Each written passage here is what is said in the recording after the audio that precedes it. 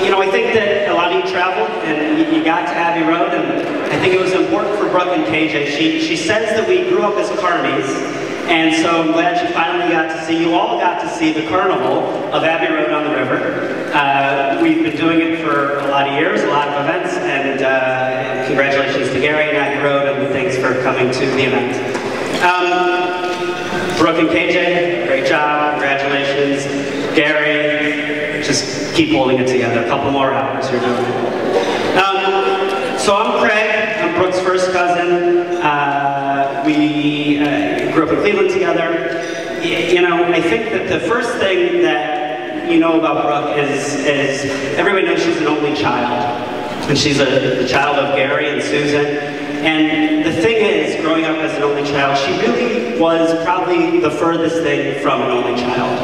And as Alyssa said, and as everybody in this room knows, she has a way of making people part of her lives and making them feel special and bringing them in and making them feel like their family and their siblings and that they care about her and they love her. And she's got this amazing ability of, if it's over texting, if it's over emailing, if it's putting too much on your Facebook wall, which, you know, we all know she does, it's because she keeps people close to her. And as Alyssa said, and I know when I explain Brooke to people, I never say she's a cousin. I say, she's kind of my cousin, but she's really my sister.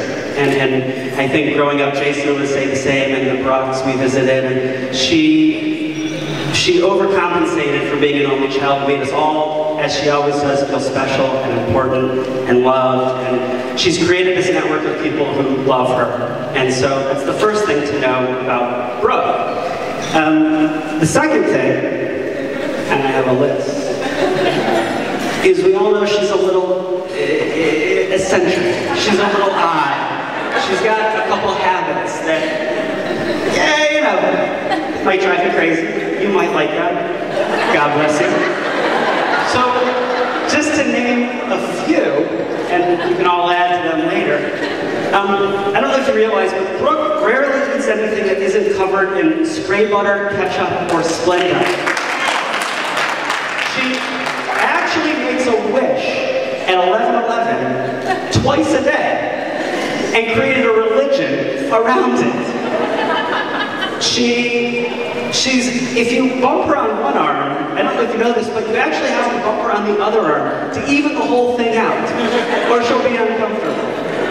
The majority of her food budget on a daily basis is spent on gum, soy chips, and Diet Snapple.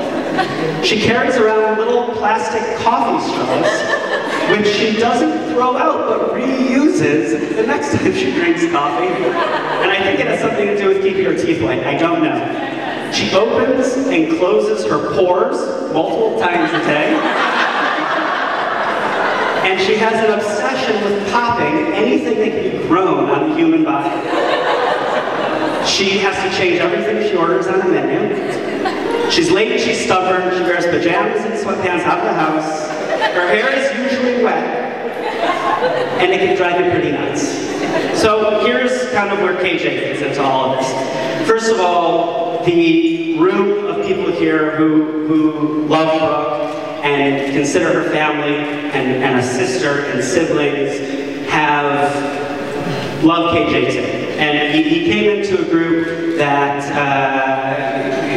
it's a tough group to get approval from, but he's done it. And not just that, he, thank God, accepts her for all of her eccentricities.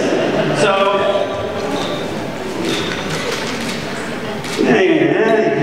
happy. We love you, we care about you, yada yada, you're the perfect guy for the job. But really, KJ's a fantastic guy, and he loves the hell out of her, and that's all that matters, and they have fun together. I'll say just very, very quickly, did we have something to add? There's somebody that on our side of the family who couldn't be here, our grandmother, Ruth Gaga. She did pass away 2 years ago. She would love to be here. If she were here, Brooke, she'd say you were beautiful and you were very tall today. but she's with us in spirit, and we love her, and we love both of you. And I'm not going to finish my toast because I want to introduce the next speaker, who's the, I don't know, producer, the MC, the guy. I will say he has a very unique and special relationship with Brooke. It's an inspiring thing, and he's always been a great uncle also for me and Jason. And I want to introduce Gary, and thank you all very much for being here.